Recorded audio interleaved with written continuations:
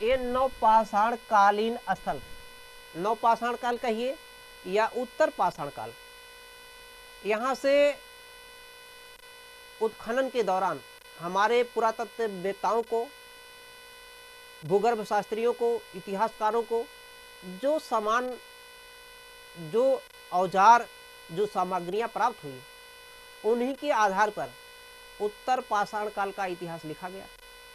इसका नामकरण 1865 में सर जॉन लुबाग ने दिया था। ऐसा मैं पहले भी बता चुका हूँ, एक बार नहीं कई बार बता चुका हूँ। जो मेरा क्लास कर रहे हैं उन्हें याद करने की या रटने की आवश्यकता नहीं, केवल एक बार देखेंगे उनका प्रत्येक क्वेश्चन हल हो जाएगा। कोई भी एग्जाम हो, चाहे यूपीएससी का आईएएस हो या एनडीए हो या छोटे लेवल का कोई भी, क्योंकि मैं बहुत विस्तार रूप से और सरल भाषा में इसे बता रहा हूँ। क्योंकि मेरे यहाँ स्टूडेंट ऐसा नहीं कि बहुत तेज है कि बहुत धीमे हैं, सबको लेके चलना पड़ता है। इसीलिए मैं विस्तृत रूप दे रहा हूँ, स्टेप बाय स्टेप हर चीज़ को बता रहा हूँ। तो नवपाषाण काल का एक स्थल हमें दिखाई देगा प्रयागराज में। प्रयागराज अवश्य आज शिक्षा का केंद्र है, पहले भी था, और प्राचीन काल में भी शिक्षा का केंद्र तो नहीं था, लेकिन इसका स्थान था। पाषाण काल में भी इसके प्रमाण मिले हैं। पाषाण काल में, हाँ जी क्या बताएं, क्या कह रहे हैं? ठीक, ओके। तो प्रयागराज में एक स्थान है महगढ़ा, महगढ़ा, महगढ़ा, महगढ़ा, गढ़ा या महगढ़ा, गढ़ा कह सकते हैं, महगढ़ा या महगढ़ा ही कह सकते हैं।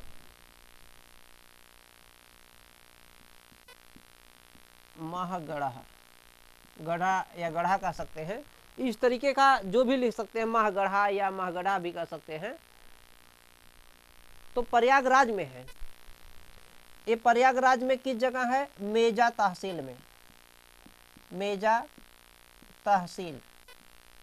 याद नहीं करना है, लेकिन फिर भी जानना है। मेन स्थान यह महगढ़ा है, महगढ़ा कह सकते हैं, महगढ़ा भी कह सकते हैं, महगढ़ा। ये प्रयागराज के मेजा तहसील में स्थित है। एक ऐसा स्थल है जो नवपाषाण कालिक स्थल है। हालांकि प्रयागराज से जो चौपानी मांडो था, मध्य पाषाण कालिक स्थल चौपानी मांडो, इसको भी बता चुका हूं मैं। चौपानी मांडो ये भी प्रयागराज में ही है, लेकिन ये चौपानी मांडो मध्य पाषाण कालिक स्थल। मध्य प्रयागराज का महगढ़ा मेजा तहसील में है, ये नवपाषाण कालिक स्थल। इस स्थान से हमें झोपड़ी का साक्ष्य दिखाई देता है। झोपड़ी का साक्ष्य, झोपड़ी के साथ साथ यहाँ से एक चीज और दिखाई देती है जो बहुत प्रसिद्ध चीज है महगढ़ा से, पशु बाड़े का साक्ष्य।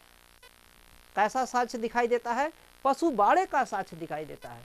लेकिन ये झोपड़ी कैसा है? झोपड़ी गोलाकार है, गोलाकार कह सकते हैं या अंडाकार भी लिख सकते हैं, अंडाकार। ये कैसे पता लगा है? जब इस स्थान का उत्खनन किया गया तो कुछ स्थानों पर गड्ढे दिखाई दिए, इस तरीके के गड्ढे, और ऐसा गड्ढा इतिहासकारों का मानना है कि इन गड्ढों में स्तंभ अर्थात पोल, जिसे पिलर कहते हैं, खंभे स्तंभ गाड़े जाते थे। उसी में मिट्टी को खुदाई करके, उसी में उत्खनन करके, उसी में गाड़ा जाता था। तो इससे पता लगता है कि ये लोग जो है पिलर को, स्तंभ को उसी में रखते थे और उन्हीं स्तंभों पर छत लादते रहे होंगे, छत लगाते रहे होंगे, छत बनाते रहे होंगे। तो और एक जो संरचना मिला है, ये गोल आकृति में मिला है, गोल आकृति में, इस तरीके के गोल आकृति में मिला है। तो गोलाकार या अंडाकार जो है संरचनाएं दिखाई देती है झोपड़ी के साक्ष्य। दूसरी चीज, ये महगढ़ा से हमें जो है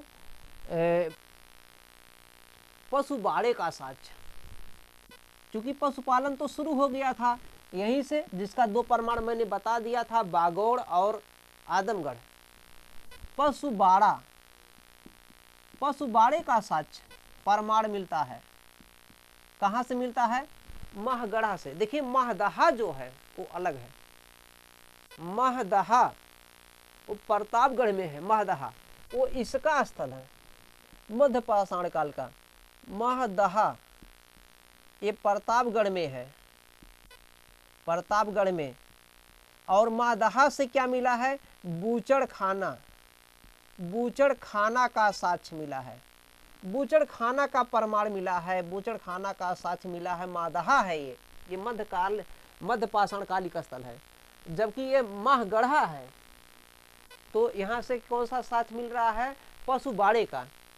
और कुछ ऐसे बर्तन यहाँ से मिले हैं, इन बर्तनों पर जो मिट्टी के बर्तन है वो रस्सी की आकृति बनाई हुई मिली है, रस्सी का छल्ले नुमा बना है, लेकिन रस्सी है, रोप, ROPE रोप मतलब रस्सी, ROPE रोप।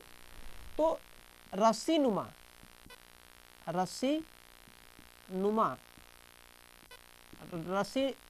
आकृति है, रस्सी नुमा आकृति है। ये आकृति कहाँ बना है? बर्तन पर बना है, बर्तन कैसा है? मिट्टी का, मृद भांड है वो, उसी पर बना हुआ है। इसका मतलब पशुबाड़े का साक्ष्य रस्सी नुमा आकृति वाले बर्तन का, जो बर्तन यानी कि रस्सी नुमा जो है बना जो बर्तन है, या झोपड़ी गोलाकार या अंडाकार, ऐसा जो भी दे दे तो ये कहाँ पर मिलेगा?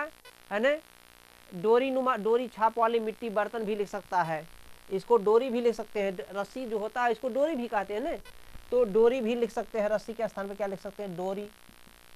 डोरी आकृति वाला जो है बर्तन, मृद भांड जो भी प्राप्त होता है, ये महगढ़ा स्थान है, प्रयागराज के मेजा तहसील में। क्लियर हो रहा है? इसके साथ में प्रयागराज में एक स्थान और आपको दिखाई देगा, उसको भी लिखते हैं, देखते हैं, इसको नोट कर लीजिए। ये स्थान कौन सा है? मैंने पहले भी बता दिया है, कोलडिहवा। ये कहाँ पर है? प्रयागराज में। ये यहाँ से 6500 ईसा पूर्व का पहला प्रमाण हमें जो दिखाई देता है, चावल के साक्ष्य, चावल का साक्ष्य, चावल का मतलब होता है कृषि के साक्ष्य, चावल का प्रमाण दिखाई देता है सबसे पहले। और ये लगभग 6500 ईसा पूर्व का दिखाई देता है। ये अभी तक की मान्यता थी, लेकिन अब नए अनुसंधानों से, नया मतलब अभी बहुत ही 2020 में नहीं हुआ, थोड़ा सा बहुत पहले से है, लेकिन अब नई उसको कहेंगे, नए अनुसंधानों से स्पष्ट हो गया कि लगभग हमें 9000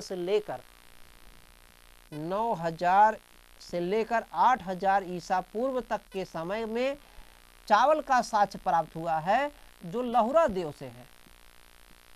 लहुरा देव ये कहाँ पर है? संत कबीर नगर, उत्तर प्रदेश। संत कबीर नगर उत्तर प्रदेश से है इसका संबंध। चावल का जो साक्ष्य मिला है, इस अनुसंधान ने, इस रिसर्च ने मेहरगढ़ की प्राचीनतम जो स्थान था, मेहरगढ़ के प्राचीनतम स्थान को भी पीछे कर दिया, क्योंकि मेहरगढ़ की मान्यता जो थी लगभग 8000 ईसा पूर्व का था, जहाँ से हमें सबसे पहले जौ का साक्ष्य मिलता है मेहरगढ़ से, उसके बाद में 8000 के ही इर्द गिर्द में, लेकिन कुछ बाद में गेहूं का साक्ष्य मिलता है, और उसके बाद में कपास का साक्ष्य मिलता है। तो मेहरगढ़ से 3 चीज़ें मुख्य रूप से दिखाई देती हैं। सबसे पहला जौ है, उसके बाद में गेहूं है, उसके बाद में क्या है? कपास है। अभी तक की जो मान्यता थी कि मानव ने सबसे पहले जौ उगाया था, सबसे पहले जौ के बाद में गेहूं उगाया, लेकिन लहुरा देव के अनुसंधान ने उन मान्यताओं को पीछे कर दिया, क्योंकि ये जो है लगभग 9000 से 8000 ईसा पूर्व का है, और ये चावल का प्रमाण दे रहा है। इसका मतलब क्या सिद्ध होता है कि मानव ने सबसे पहले चावल उगाया था। अब नए अनुसंधानों ने इस प्रकार के परिवर्तन को बदल दिया। एक किताब में एनसीईआरटी में भी मिलेगा आपको, के.सी. श्रीवास्तव की किताब मोटी सी प्राचीन इतिहास आती है उसमें भी मिलेगा, और भी किताबों में देखने को मिलेंगे जो नए एडिशन में आ रहे हैं। यहाँ तक क्लियर हो गया है? तो इतना नोट कर लीजिए। वीडियो को जो लाइक नहीं किया अभी तक, लाइक कर दें, चैनल को सब्सक्राइब कर दें।